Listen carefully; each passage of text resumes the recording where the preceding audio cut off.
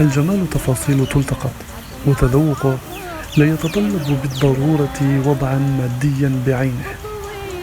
والتفصيل الممتع الصغير بالنسبة لهذا الرجل هو إطعام العصافير وتكحيل النظر برؤيتها. يحافظ على هذه العادة بانتظام مع كل مرور على بحيرة مدينة دبي للإنترنت. أما الذي نفسه قاحلة لا تلتقط الجمال فتلك لا تدرك الرضا أصلا، ولا شيء يملأها. يقول إيليا أبو ماضي: أيها المشتكي وما بك داء، كن جميلا ترى الوجود جميلا.